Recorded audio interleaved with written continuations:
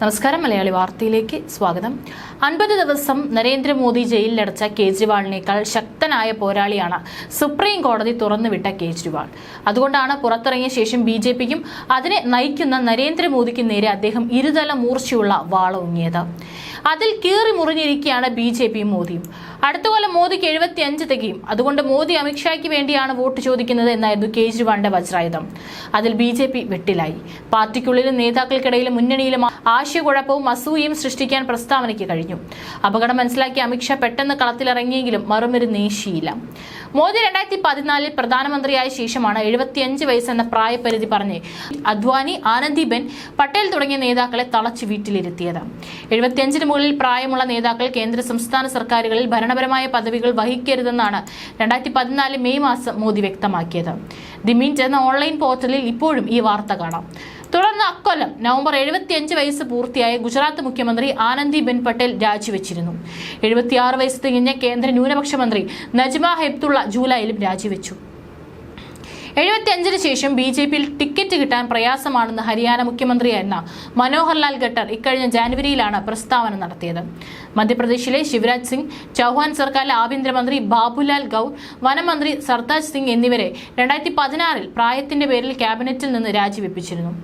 ഈ രീതി BJP വ്യാപകമായി പിന്തുടരുമെന്ന് അറിയിക്കുകയും ചെയ്തിരുന്നു. 75 വയസ്സ് കഴിഞ്ഞവരെ ഒഴിവാക്കണമെന്ന മോദിയുടെ തീരുമാനത്തിന് RSSന് അനുമതിയുണ്ടെന്നും അവരുടെ തീരുമാനപ്രകാരമാണ് BJP മാർഗദർശൻ മണ്ഡൽ രൂപീകരിച്ചത്. UP മുഖ്യമന്ത്രിയായിരുന്ന കല്യാൺ സിംഗ്, മുൻ ധനമന്ത്രി യശ്വന്ത് സിൻഹ, രമൺ സിംഗ്, രാജസ്ഥാൻ മുൻ മുഖ്യമന്ത്രി വസുന്ധര രാജ സിന്ധ്യ, സുമിത്ര മഹാജൻ, യെഡ്യൂരപ്പ, അങ്ങനെ നീളുന്നു മോദി വെട്ടിനിരത്തിയവരുടെ പട്ടിക. താനെടുത്ത വാൾ തന്റെ കഴുത്തിന്മേൽ തൂങ്ങുമെന്ന് 400 സീറ്റ് എന്ന ദിവാസ്വപ്നം കണ്ടു നടന്ന മോദി കരുതിയില്ല. 400 പോയിട്ട് 200 കടക്കാൻ പാടുപെടുകയാണ്. 4ാം ഘട്ട പോളിംഗ് നടക്കുന്ന കശ്മീർ, ആന്ധ്ര, മധ്യപ്രദേശ് എന്നിവിടങ്ങളടക്കം ശക്തമായ മോദി വിരുദ്ധ വികാരമാണുള്ളത്. 5ാം ഘട്ടം നടക്കുന്ന പഞ്ചാബ്, ഹരിയാന, ഡൽഹി അടക്കമുള്ള സംസ്ഥാനങ്ങളിലെ കാര്യം പറയാതിരിക്കുകയാണ് ഭേദം. ജനരോഷം ഭയന്ന് BJP പിന്തുണച്ചിരുന്നവർ പാലം വലിച്ചതോടെ ഹരിയാന സർക്കാർ ആടിയുലയുകയാണ്. വിശ്വാസ വോട്ടെടുപ്പ് നടത്താൻ 3 മാസം കൂടി വേണമെന്ന സാങ്കേതികത്വത്തിൽ കടിച്ചു തൂങ്ങിക്കിടക്കുകയാണ് മുഖ്യമന്ത്രി നയാബ് സിംഗ്. പഞ്ചാബ്, ഹരിയാന എന്നിവിടങ്ങളിൽ BJP സ്ഥാനാർത്ഥികൾ വോട്ട് തേടി ഗ്രാമങ്ങളിൽ ചെല്ലാനാകാത്ത സ്ഥിതിവിശേഷമാണുള്ളത്.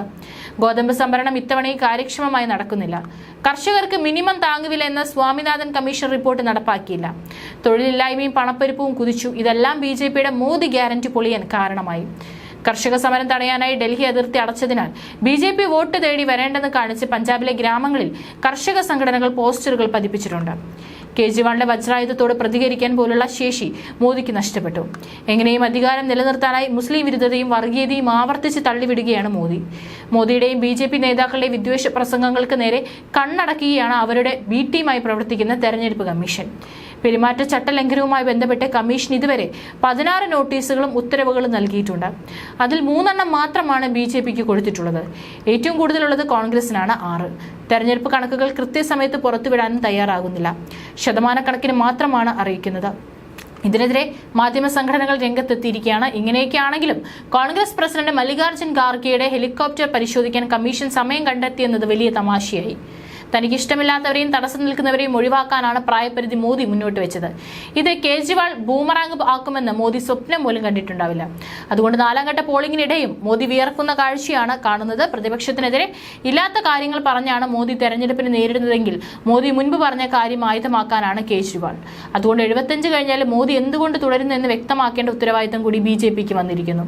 മോദി ഷായുടെ അപ്രമാദിത്വമാണ് BJPയിൽ നടക്കുന്നത്. അതുകൊണ്ട് മറ്റ് നേതാക്കൾ ആരും ഇരുവരെയും രക്ഷിക്കാനായി മുന്നോട്ട് വരുമെന്ന് തോന്നുന്നില്ല. ചുരുക്കം പറഞ്ഞാൽ ചുമ്മാതിരുന്ന കേജ്രിവാളിനെ ചൊറിഞ്ഞ് സ്വന്തം മൂട്ടിന് തീ പിടിച്ച അവസ്ഥയിൽ ആയി മോദിയും ഷായും.